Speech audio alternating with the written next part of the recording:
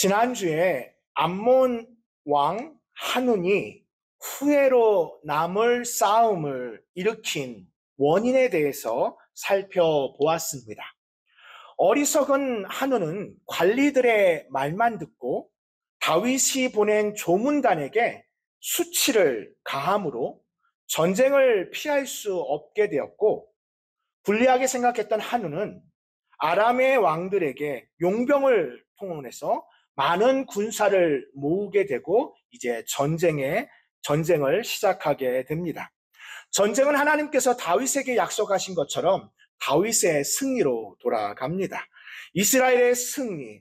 그럼에도 불구하고 이 전쟁은 끝나지 않는 더 큰 싸움으로 번지게 됩니다. 바로 하닷 에셀이 사람을 더 모읍니다. 강이라고 했는데 여기서 강은 유브라데 강을 말합니다. 요단강 동편 쪽에 있는 많은 왕들, 하닷 에셀을 섬기는 왕들을 다시 모으고 또다시 전쟁을 일으키게 됩니다. 수많은 마병을 데리고 오게 되고 다윗은 또 그들과 싸워야 했습니다.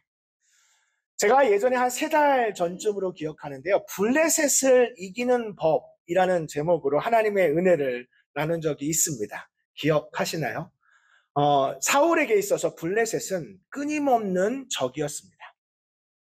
사울에게 블레셋은 너무너무나도 싫고 너무나도 사울 왕을 괴롭혔던 그 블레셋을 다윗은 기도와 찬송으로 하나님보다 앞서지 않고 그래서 블레셋을 승리합니다.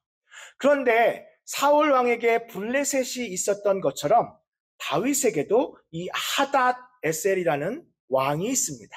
이 하닷 에셀은 이미 사무엘하 8장에서 다윗과의 전투에서 다윗에게 패배했습니다.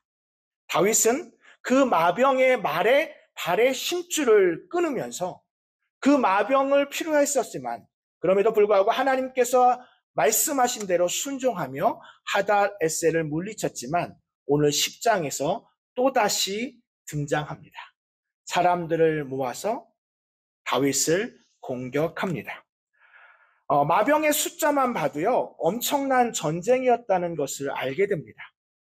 이 전쟁은 즉 아람의 지금의 시리아 쪽인데요. 시리아 쪽의 모든 왕들을 다 모아서 다윗과 전투를 벌입니다. 다윗이 암몬과의 전쟁을 했다는 것을 압니다. 이스라엘이 암몬과의 전투를 한 걸 알기 때문에 아람이 거기에 가세함으로써 더욱 이 전쟁에서 다윗을 물리치려고 했던 하닷 에셀. 바로 그 하닷 에셀은 우리의 인생에도 늘 찾아오는 적입니다. 하닷 에셀은 우리의 약점을 압니다. 우리의 약점을 알고 우리가 힘든 순간, 우리가 무너지는 그 순간에 찾아와서 괴롭히는 그 하닷 에셀. 하닷 에셀은 언제든 다윗을 공격했던 것처럼 우리를 향해 돌진해 올 수 있습니다. 그래서 저는 오늘 하닷 에셀을 이기는 법이라는 제목으로 하나님의 은혜를 나누고자 합니다. 첫 번째, 하닷 에셀은 연합의 힘으로 이길 수 있습니다. 하닷 에셀은 연합의 힘으로 이길 수 있습니다. 오늘 본문의 첫 번째 전투는 요압과 그의 동생 아비새가 맡았습니다. 요압은 이스라엘의 군대 장관입니다. 전쟁에서 두 형제는 연합해서 승리를 가져옵니다. 사실은 암몬성의 라빠를 향해 가면서 이 요압이 좀 판단을 잘못한 것이 있습니다. 암몬과 싸우러 가기 때문에 암몬과의 전투를 준비하러 간 요압은 순간 깨달았습니다. 우리가 상대해야 할 것이 암몬만이 아니라 아람 사람들도 우리가 상대해야 되는구나. 암몬 왕 한운이 용병을 동원해서 아람 군대를 동원했다는 사실을 요압은 몰랐습니다. 그래서 오늘 본문 9절은 이렇게 시작합니다. 요압이 자기와 맞서 뒤에 친 적진을 보고, 지금 요압은 사면초가의 위기에 있습니다. 우리가 암몬만 상대하면 되는구나. 암몬과 상대로 이길 수 있다라고 생각했는데 아람 군대가 뒤에, 그래서 뒤에 지금 이스라엘 군대가 있게 된 것입니다. 무서울 수 있습니다. 두려울 수 있습니다. 이 전쟁에 패할 수도 있습니다. 그런데 요압은 그 동생이죠. 아비새에게 이렇게 이야기합니다. 너와 나와 군대를 나눠서 나는 아람 군대를 맡고 너는 암몬 군대를 맡아라. 만약 내가 불리하게 되면 네가 와서 나를 돕고 내가 불리하면 내가 가서 너를 돕겠다라고 말합니다. 암몬도 상대하는 것도 힘든데 아람 군대까지 상대하는 요압은 전략을 짜서 아비새와 자기와 함께 군대를 나누어서 연합해서 승리를 가져옵니다. 아람 군대는 요압이 맡고 암몬은 아비새를 맡기며 장렬하게 그 전쟁에 임하여 승리를 가져옵니다. 불리할 수 있는 이 전쟁을 이길 수 있는 힘은 바로 연합의 힘이었습니다. 요압은 연합하여야 함께 싸워야 이길 수 있다는 것을 알았습니다. 연합 작전을 세우고 요압의 각오를 통해서 그리고 부족한 부분을 서로 돕는 암몬 군대가 더 강하면 요압이 가서 돕고 아람 군대가 더 강하면 아비새가 와서 서로 도와주는 서로 보충해주는 그런 전략. 바로 연합의 전략입니다. 사랑하는 성도 여러분, 하닷 에셀은 연합의 힘으로 이길 수 있습니다. 어떤 군대이든 어떤 교회이든 어떤 가정이든 힘을 합치면 이길 수 있습니다. 얼마나 많은 군대가 있느냐가 중요한 것이 아니라 그 군대가 얼마나 함께 힘을 합치느냐가 중요합니다. 얼마나 많은 성도가 있는 교회가 중요한 것이 아니라 그 성도들이 함께 연합하고 힘을 합치는 것이 중요합니다. 분열된 군대, 분열된 교회, 분열된 가정은 하닷 에셀을 이길 수 없습니다.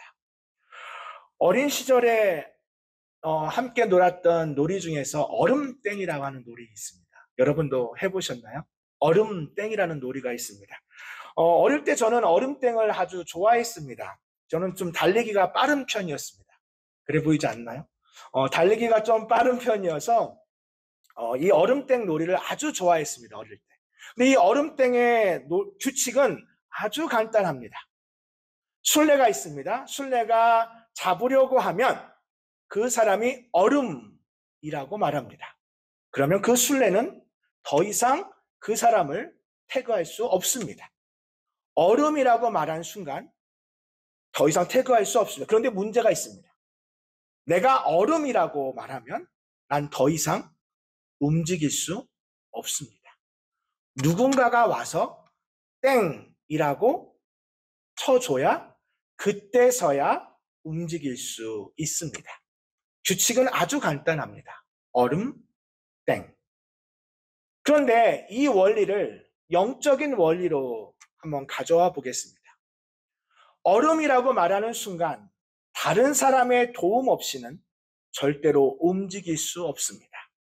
어쩜 우리의 삶에는 이것도 할 수 없고 저것도 할 수 없고 요압이 앞뒤의 적군들이 앞뒤를 포위한 것처럼 우리는 움직일 수 없는 얼음과 같은 상태에 있을 수 있습니다. 그럴 때 어떻게 해야 합니까? 누군가가 와서 땡이라고 쳐주어야 합니다. 그런데 이 게임을 하다 보면 한 가지 재미있는 것을 발견하게 됩니다. 그것은 무엇이냐면 한 사람이 얼음이라고 하고 움직이지 못하는 그 상태를 나는 그냥 내가 얼음이 아닌 상태에서는 상관하지 않아도 됩니다.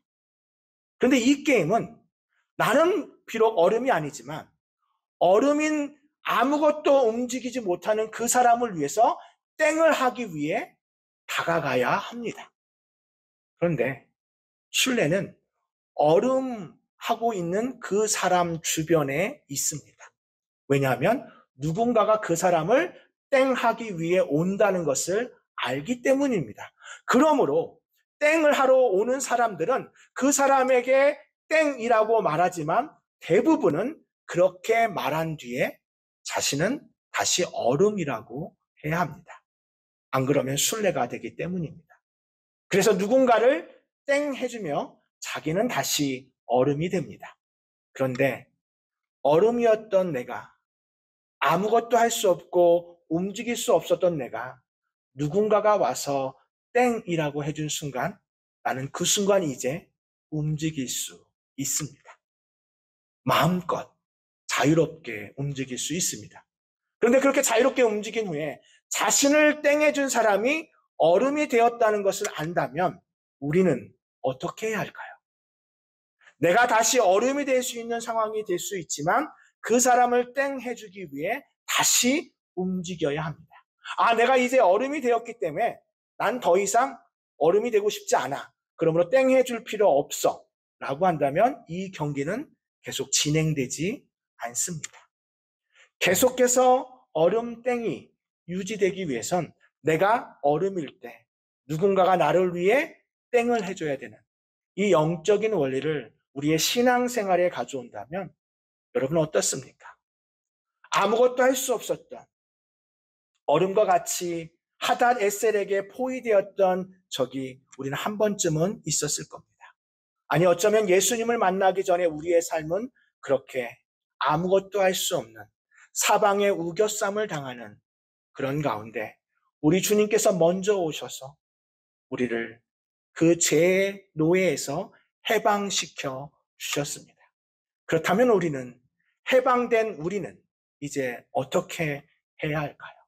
바로 우리 주님께서 보여주신 그 모습을 따라 함께 연합하며 옆에 있는 사람을 함께 세워주며 함께 연합해야 될 줄 믿습니다.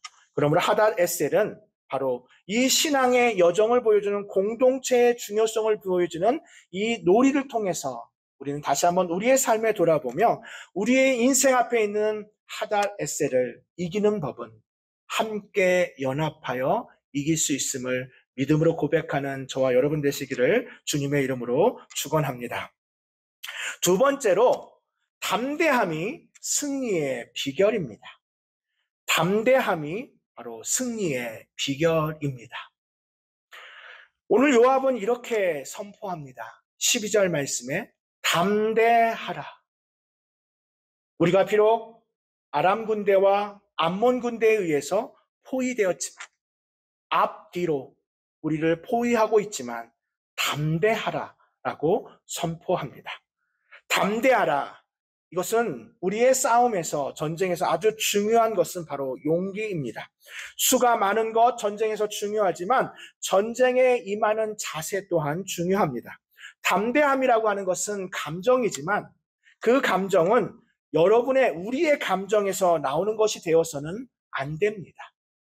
우리의 담대함은 환경 가운데 생겨나지만 그 환경이 나의 담대함을 지배해서는 안 됩니다. 왜냐하면 우리의 감정과 우리의 환경은 늘 바뀌기 때문입니다.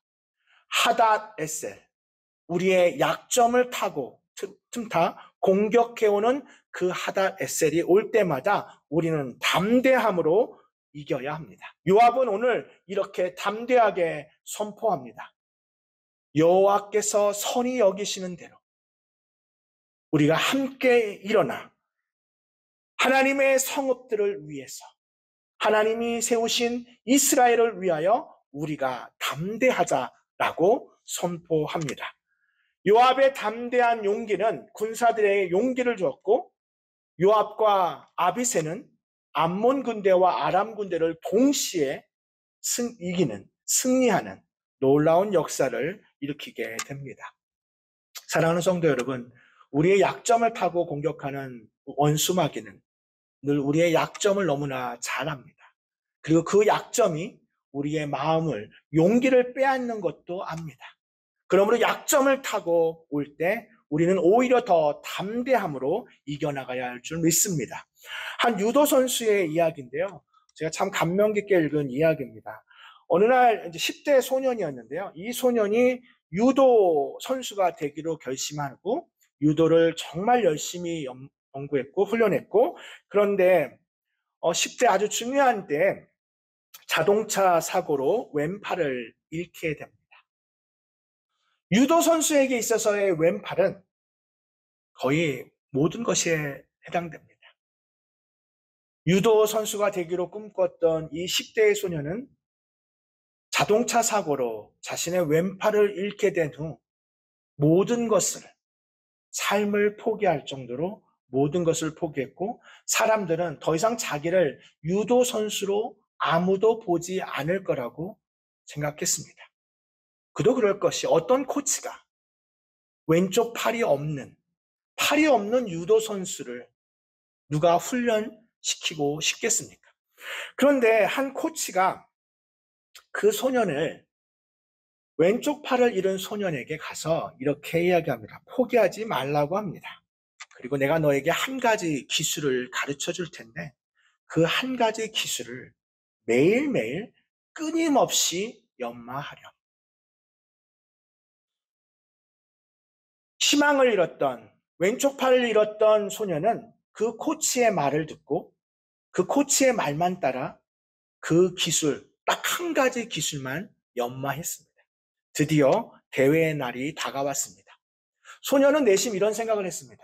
유도에는 여러 기술이 있는데 나는 오직, 왜 코치는 내가 팔이 없어서 그런가? 왜 이 한 가지 기술만 가르쳐주고 이 한 가지 기술만 가지고 계속 쓰라고 했지? 소년은 의아했지만 그러나 자신을 가르쳐준 코치를 믿고 대회에 임합니다. 예선전부터 놀라운 일이 벌어집니다. 한 가지 기술만 가지고 있던 그 소년이 계속해서 경기에서, 예선전에서 이기고 본선에 진출하고 그 본선에서 이기고 나서 결승까지 진출합니다. 소년도 놀랐습니다. 그리고 마지막 결승 상대를 맞이했는데 결승 상대는 아주 유명한, 거의 아주 유도에서 가장 간판 스타라고 불리는 사람이었습니다. 이 소년은 지금까지는 이겨왔지만 결승에서 그 선수를 이길 거라는 확신이 생기지 않았습니다. 그리고 다른 이제 오랫동안 예선하고 또 본선하면서 이 소년도 좀 많이 다쳤습니다. 그래서 이제 경기를 중단해야 된다는 판단, 이제 심판진과 경기에 있는 사람들이 이 소년이 더 이상 경기를 하는 것은 좀 어렵지 않을까라는 판단을 했습니다. 그런데 그 코치가 다가와서, 심판에게 다가와서 이렇게 말했습니다. 이 소년이 끝까지 할 수 있게 계속하게 해주세요. 그리고 소년 역시 비록 처음엔 두려웠지만 결승전까지 끝까지 하고 싶었습니다. 그래서 경기가 재개되었고요. 경기에는 상대 선수가 치명적인 실수로 방심을 한 겁니다. 아마도 왼쪽 팔이 없는 이 사람들을 상대로 방심을 했고 그 방심한 틈을 타서 그 소년이 승리를 해서 결승전에 우승을 했습니다. 놀라운 사실입니다. 집으로 돌아가는 길에 소년이 사범에게, 그 코치에게 물었습니다. 선생님, 코치님, 왜 지금까지 한 가지 기술만 가르쳐 주셨나요? 그게 궁금했던 거예요. 왜 한 가지 기술만 가르쳐? 근데 어떻게 제가 그 한 가지 기술만으로 우승을 할 수 있었죠? 그 한 가지 기술만 가지고 우승을 했습니다. 그러자 코치가 이렇게 대답했습니다. 넌 두 가지 이유로 이겼단다. 네가 이긴 이유는 두 가지 이유인데 첫 번째는 네가 연마한 기술은 유도에서 가장 어려운 기술 중 하나이다. 유도에서 가장 어려운 기술을 완벽하게 그것을 연습했기 때문에 네가 이겼고, 두 번째 이긴 이유는 그 기술에 대한 유일한 방어는, 그 기술을 막을 수 있는 유일한 방어는 왼팔을 잡는 것인데 너는 왼팔이 없기 때문에 상대 선수가 네 왼팔을 잡을 수 없다.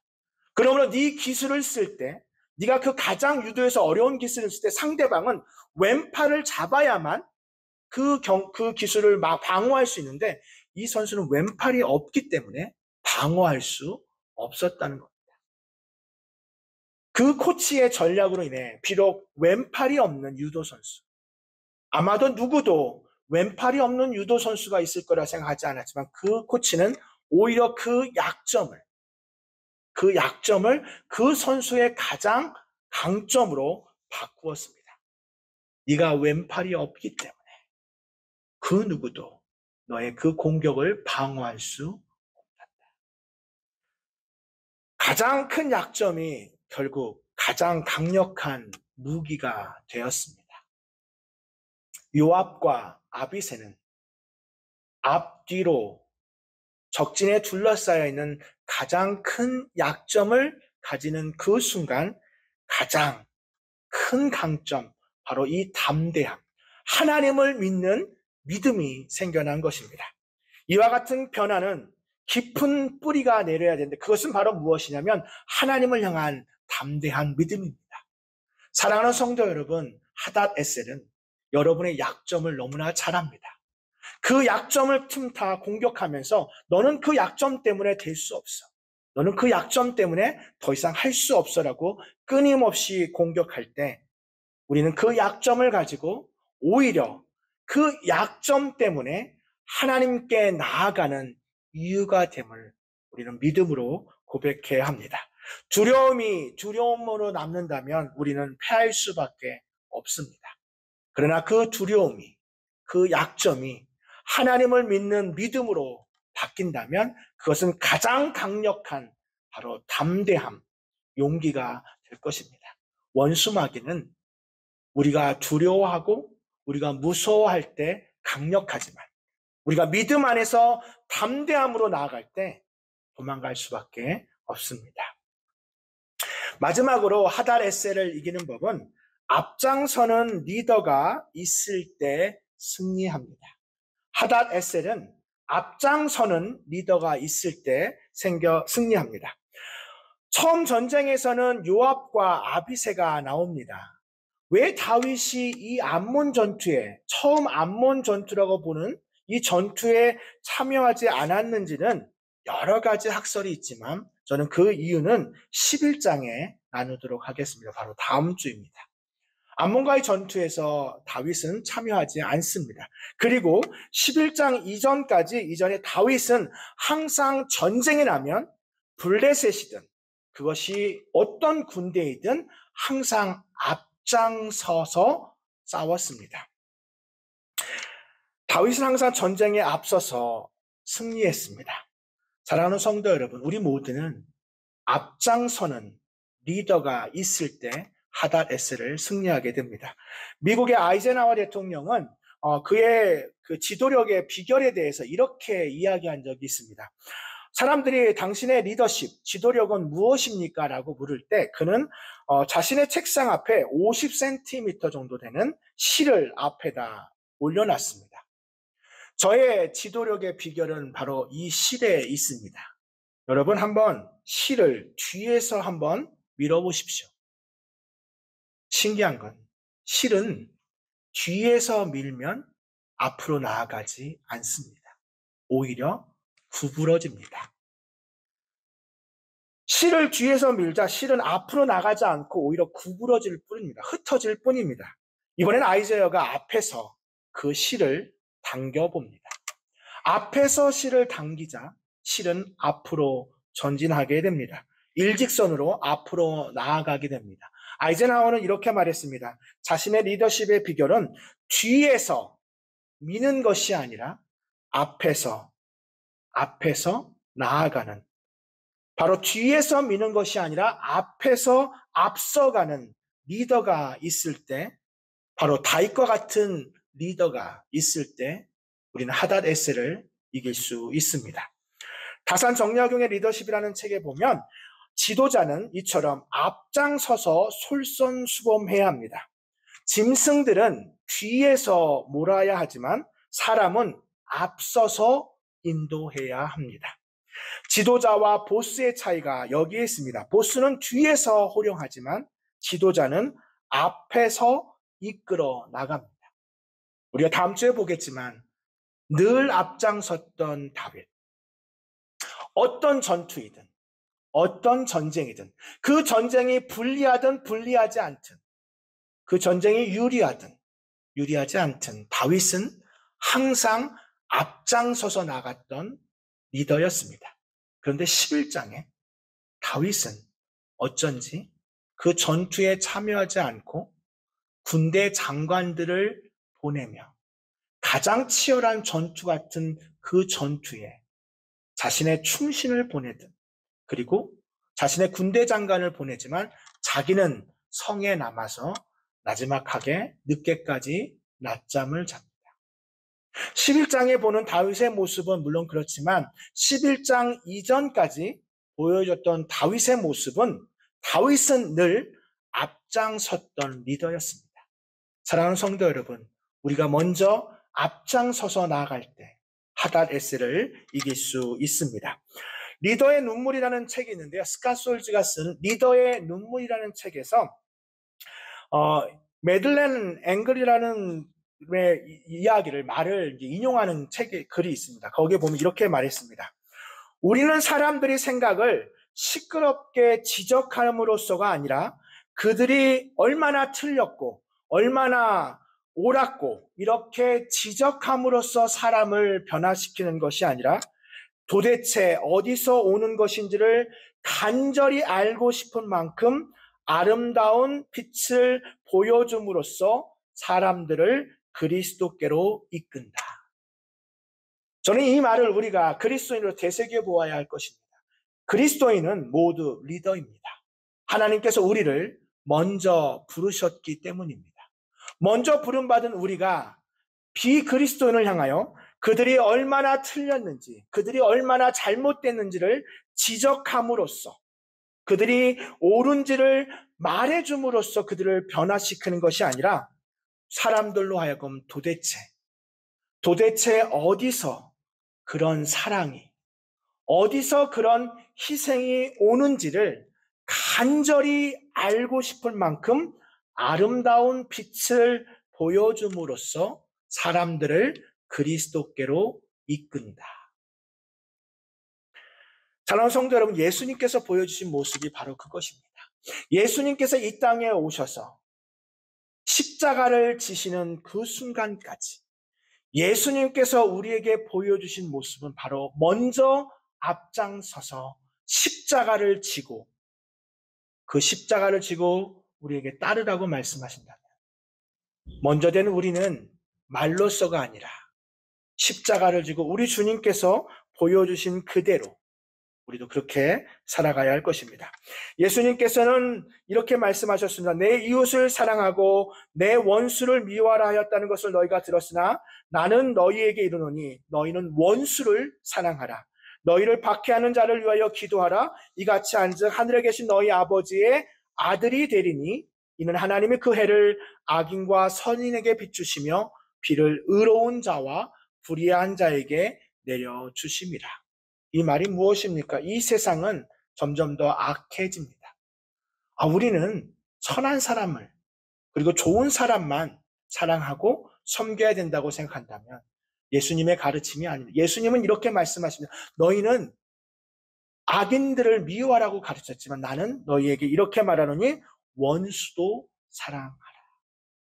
죄인 되었던 우리가 아직 죄인 되었을 때 예수님께서 먼저 그 사랑을 보여주셨던 것처럼 우리도 예수님이 보여주신 그 모습대로 먼저 사랑을 실천하고 먼저 희생할 때 우리에게 찾아온 하닷에셀을 이길 수 있을 줄 믿습니다. 말씀을 마치면서 이 말씀 가운데 저를 적용하고 덴버 한인교회를 적용하면서 제가 많은 깨달음이 있었습니다. 저에게도 연약함이 많습니다. 약점이 많다고 하면 다른 어떤 목회자들보다 더 약점이 더 많을 수 있습니다.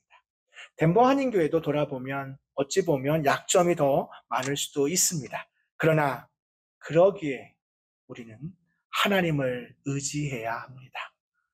겉으로 말하는 하나님이 다 하셨습니다라는 그런 고백이 아니라 정말 하나님 없이는 우리는 아무것도 할 수 없음을 겸손하게 인정하며, 그러나 담대함으로 우리 나아갑시다. 그럴 때 하나님께서 우리 하닷에셀, 어떠한 방식으로 찾아와도 우리는 하닷에셀을 물리칠 수 있음을 믿습니다.